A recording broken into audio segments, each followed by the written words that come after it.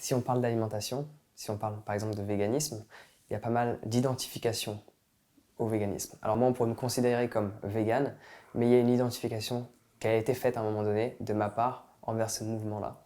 Et en regardant par exemple les séries ou la télé, différents programmes, on peut s'identifier à un comportement aussi.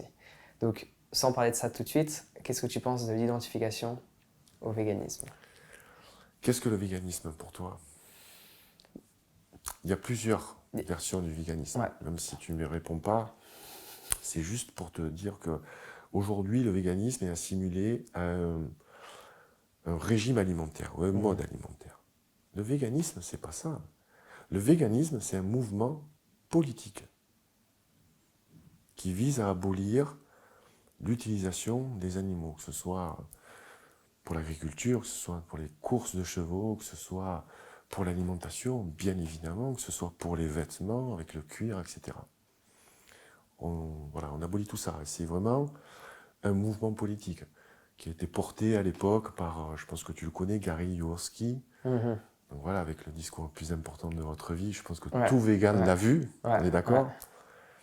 Ce qui m'avait choqué, moi, c'est qu'à la fin, il parle de nourriture industrielle. Il dit, regardez ça, c'est la simili-carné.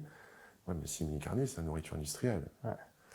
Donc il y a un peu une dissonance par rapport à, tu vois, ce type de discours. C'est-à-dire qu'on va, oui, on ne mange pas d'animaux, mais aujourd'hui, moi j'ai des amis végans qui sont en mauvaise santé, non pas parce qu'ils ne mangent pas d'animaux, ils mangent beaucoup trop de sucre, Ouais. ou aussi déséquilibrés. Tu vois, on a beau dire, les protéines sont importantes, et pourtant je démystifie ce mythe des protéines. Hein. Je parle beaucoup plus des bons glucides et des bons gras, tu vois. Les protéines, c'est pas ce qui doit faire notre part la plus importante dans notre bol alimentaire.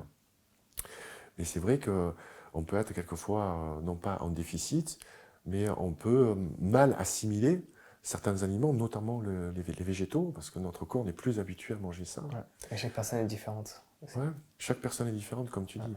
Et pour moi, le véganisme, je l'ai soutenu au départ, je le soutiens encore. Parce que moi, j'étais punk à mon époque, tu vois. Donc c'est un peu pour moi les punks d'aujourd'hui. On faisait aussi des conneries quand on était punk. Et là, par exemple, je ne peux pas soutenir les végans, tu vois, qui ont envoyé du sang sur les vitrines des bouchers. Je ne peux Ouais. pas l'accepter, ça. Bah, elle répond, vouloir stopper Et la violence par la violence ou la haine par la haine, ça. c'est même pas la violence, c'est le coup d'éclat, tu Ouais. vois. Ok, mais tu représentes qui? Qui représente les végans en France aujourd'hui? C'est les personnes qu'on voit à la télé. Les gens qu'on a choisis pour aller à la télé, c'est des gens qui apportent une polémique. Donc on va choisir toujours les extrêmes. On ne choisit jamais des gens modérés qui sont ouverts à l'autre. Donc moi je ne cautionne pas le végan tel qu'on le conçoit aujourd'hui, c'est-à-dire juste basé sur le mode alimentaire. Et je ne peux pas soutenir Go Vegan. Moi c'est un slogan, ça ne me va pas. Ouais. Bah, Go Vegan. mettre un slogan déjà là-dessus, ça va pas, parce que du coup, c'est une Tu prise de obliges l'autre, conscience. d'accord? Ouais. Et moi, il y a un musicien, je veux parler de lui, il s'appelle Devin Townsend. C'est un musicien canadien. Pour moi, c'est le Frank Zappa de la musique métal. Très talentueux, très doué, avec un très très beau public, une belle communauté. Il en vit, il est quasiment indépendant, même s'il passe par des majors. Il fait des tournées dans le monde entier. Et il est très spirituel. Il avait fait son coming out à l'époque. Je fais toujours une émission qui s'appelle Heavy Metal Food, où je vais interroger les musiciens sur leur hygiène de vie, notamment quand ils sont sur la route. Et Devin Townsend a été le premier que j'ai interviewé dans les années 2011-2012.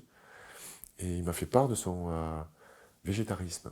Et ça a choqué énormément de leurs fans parce qu'il fait une musique extrêmement agressive, qui ne va pas avec comment ça, tu es végétarien, tu vois. Donc j'appelais ça un peu un coming out, tu vois. Il a fait intentionnellement, et puis on en a reparlé encore.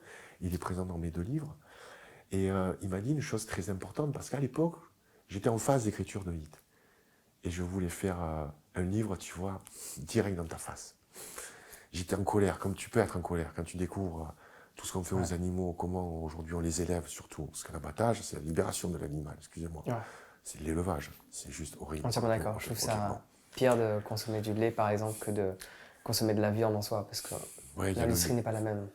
exactement. Après, il y a différents types de lait, bon, on ne va pas rentrer dans le détail. Mais en tout cas, l'élevage industriel est juste abominable. Et donc, j'étais vraiment militant dans l'âme, tu vois, parce que j'avais plus la mentalité guerrier. Je veux en découdre, tu vois. J'ai jeté ça à la face, tu vois, des gens qui vont le lire. Et en fait, lui a pas du tout cette philosophie. Lui, il est plutôt dans la séduction. Et il dit, essaye de, pas de montrer l'exemple, mais d'être tel que tu es. c'est les gens qui viendront vers toi. Et après, tu vas leur délivrer cette information. Donc, passer par ce mode, entre guillemets, de séduction.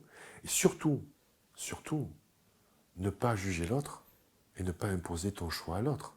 Parce que ça, même si c'est bien ce que tu fais, c'est extrêmement présomptueux de vouloir l'imposer à l'autre. De vouloir que tout le monde vive comme Jean Laval, par exemple.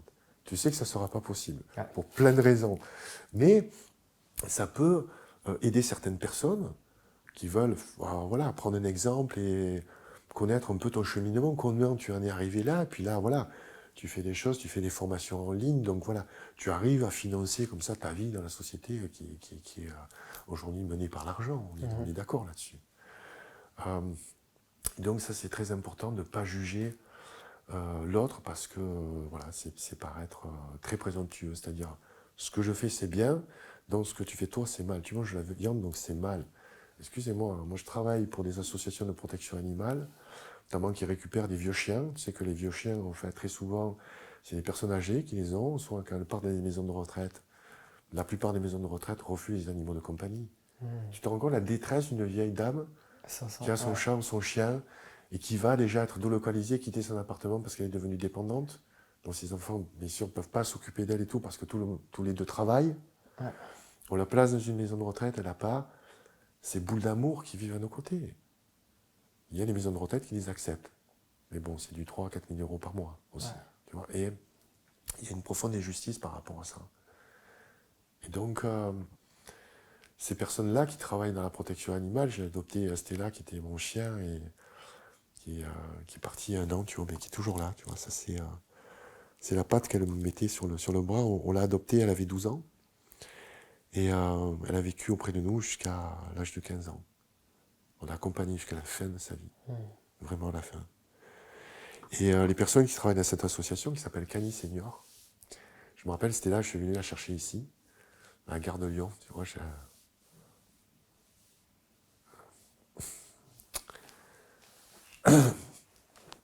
elle avait fait du covoiturage de Lille.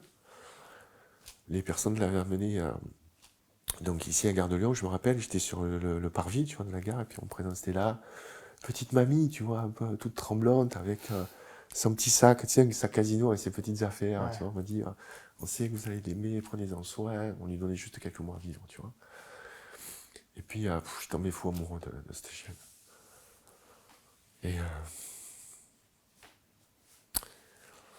Et donc, j'ai rencontré donc, des personnes qui sont des femmes, et j'ai parlé un peu de ce sujet-là. Elles ne sont pas végétariennes ni véganes. Et elles donnent un amour fou aux animaux. Donc, on ne peut pas juger quelqu'un, on ne peut pas dire, tiens, toi, t'es méchant. T'es méchant parce que tu manges de la viande. Voilà, juste par rapport à un aspect de la vie, alors qu'on ne connaît pas sa manière de se comporter sur plein d'aspects de la vie. Exactement. C'est comme, moi j'ai l'exemple de Mère Teresa, on ne peut pas critiquer le fait qu'elle mangeait de la viande. C'est juste, à travers tout ce qu'elle faisait, enfin, on ne peut pas juger quelqu'un sur juste un aspect de la vie. Ou même sur un comportement, parce qu'on a pu se réveiller du mauvais pied, on peut avoir plein de problèmes et à un moment donné réagir à un événement. On ne peut pas juger une personne par rapport à cet événement, parce qu'on ne sait pas qu'est-ce qu'elle a fait la veille, ce qu'elle va faire demain, sa manière d'être dans son quotidien, quoi.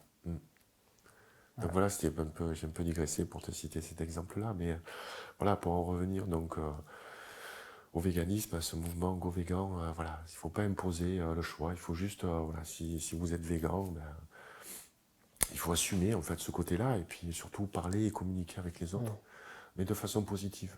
Voilà. Entièrement d'accord.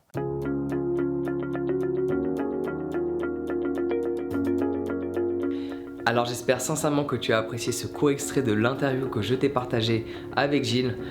La meilleure méthode pour se libérer d'une identification que notre mental a créée ou que l'on nous a installée, c'est de méditer. Parce que quand tu médites, tu prends conscience de tous ces schémas de pensée, de toutes ces identifications. Donc si tu ne sais pas comment commencer, j'ai la solution pour toi. Tu peux tout simplement cliquer sur le lien dans la description pour accéder à ton guide gratuit sur la méditation. Donc télécharge-le dès à présent et on se retrouve directement de l'autre côté sur ce Prends soin de toi et passe une excellente journée.